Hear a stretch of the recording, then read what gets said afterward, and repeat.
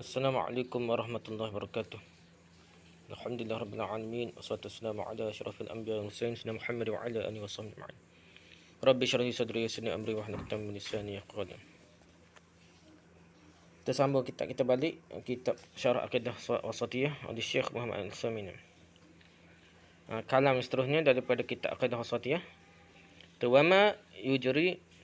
وما يجري الله على أيديهم من خوارق العادات في أنواع العلوم والمكاشفات وأنواع القدرة والتأثيرات. Apa-apa yang dilangsungkan oleh Allah di tangan-tangan mereka adalah bahagian dari kejadian-kejadian di luar kebiasaan yang berupa berbagai-bagai ilmu dan mukasyafat, yakni pembukaan rahsia, berbagai-bagai kemampuan dan pengaruh-pengaruh. Tentang keramat. Khawariq adalah bentuk jamak daripada khariqul adah. Khariqul al-adat bentuk jamak daripada al-adatu, kebiasaan adat. Jadi masukkan khawariqul adat, kejadian di luar kebiasaan adalah apa-apa yang muncul dan berbeza dengan kebiasaan alamiah yang biasa kita alami. Berbagai-bagai karamah ini memiliki 4 macam sasaran yang ditunjukkan olehnya. Jadi ada bukan suhu saja dah, kata tak wali ke apa, tapi yang lebih penting sini ada 4 sebab sasaran matlamat dia lah. Pertama, sebagai penjelasan akan kekuasaan Allah Ta'ala, kerana semua kejadian yang berbeza dengan kebiasaan alamiah itu terjadi atas dasar perintah Allah Ta'ala. Jadi bukan nak cerita kebesaran tak wali, nak cerita kekuasaan Allah SWT lah. Yang keduanya, kebohongan bagi orang mengatakan alam Allah yang memperbuat sesuatu. Kerana jika Allah yang melakukannya, maka tentunya alam ini akan berada dalam keadaan yang tetap dan tidak pernah akan berubah sama sekali. Jika semua kebiasaan dan alam mengalami perubahan, maka menunjukkan bahawa alam ini memiliki pengelola dan pencipta. Bukan cerita tak wali itu Tuhan lah. Tapi nak ceritanya bahawa sistem alam sunnatullah ni, walaupun Allah buat sistem tetap pun, dia ada lagi kuasa yang boleh mengganggu juga sistem yang biasa, yang di luar kebiasaan lah. Bukan cerita kekuasaan Tok Wali, kehebatan Tok Wali, tapi kehebatan Allah SWT yang ada kuasa boleh mengubah adat kebiasaan yang ada di alam ini. Pasal ada teori-teori dan itu alam ni Tuhan dah campur. Sebab Tuhan tak tahu mana, Tuhan bisa doa siapa alam pun Tuhan sekaligus campur Tuhan. Tidak, ya ada Allah ni, dia di luar daripada alam ni.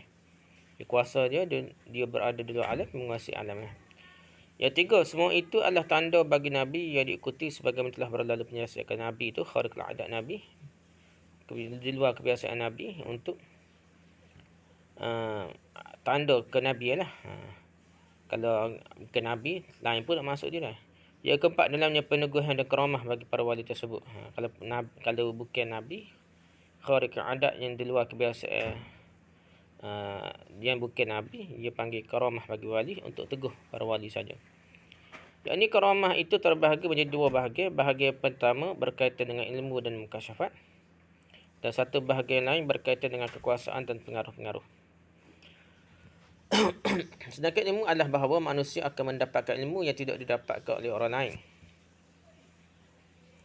Sedangkan mukasyafat ni, kasyaf ni adalah terlihat olehnya sesuatu yang dibuka untuknya dan tidak untuk selain dari dirinya lah. Contohnya untuk yang pertama, ilmu adalah apa-apa yang disebutkan oleh Abu Bakar bahawa Allah menunjukkan pada dirinya apa yang ada dalam perut isterinya, kehamilan. Allah memberitahu dirinya bahawa kandungannya adalah seorang anak perempuan. Ya, ada riwayat gitu dah. Abu Bakar tahu yang kelahiran anak perempuan dah. Lihat Al-Isabah fi Tamyiz Sahabah dalam kitabnya. Cerita macam gini. Lepas tu contoh yang kedua, mukasyafat, kasyaf ni. Dia tak jadi sama je jaga dah. Cerita sahabat lah biasanya dah. Kasyaf sahabat. Contoh yang kedua, mukasyafat, apa yang terjadi pada diri Amirul Mukminin Umar bin Khattab radhiyallahu anhu ketika ia berkhutbah di hadapan orang banyak pada hari Jumaat di atas mimbar. Orang-orang mendengar dirinya mengatakan, wahai Sariyah gunung. Wahai Sariyah ni tentera kecil-kecil ni dah.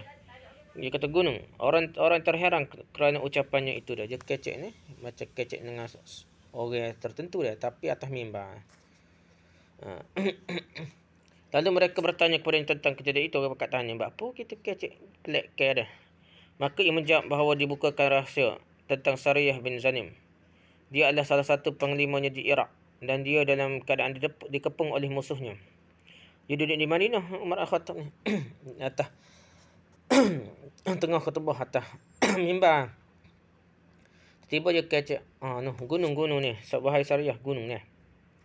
Wahai Sariyah gunung ni. Jadi nak suruh berlindung di gunung ni. Maka Umar mengarahkannya untuk naik ke gunung tersebut. Gunung ni. Dia berkata kepadanya, wahai Sariyah gunung. Sariyah mendengar suara Umar yang beribu kilometer jauh ni. Sudah dengar suara Sariyah ni, dengar suara Umar. Dan ia pun membelok ke gunung untuk berlindung diri di sana ni. Rujuk kitab Al-Bidayah wan Nihayah, jilid 7 muka 131 tu. Itulah sebahagian dari perkara-perkara yang disebut mukasyafat. Sedekah kekuasaan dan berbagai pengaruh adalah seperti yang terjadi pada diri Maryam. Ketika dirinya menggoyang pokok pohon kurma sehingga bergugurlah buahnya yang sudah masak. Jadi bukan musim dia pun automatik masuk, tapi kena usaha jugalah, kena kocok juga. Juga seperti yang terjadi pada orang yang memiliki ilmu tentang Alkitab yang berkata kepada Sulaiman, aku akan membawa singgahsana itu kepadamu sebelum matamu berkedip. Surat 6 ayat 40. Dia bukan jin, tapi orang yang mahir tentang ilmu dalam kitab ni. Wallahu a'lam. Subhanakallah wa hamdika, subhanakallahika, asyhadu an la ilaha illa anta, astaghfiruka wa atubu ilaik. Wassallallahu ala sayyidina Muhammad wa ala alihi wa sahbihi wasallam. Assalamualaikum warahmatullahi wabarakatuh.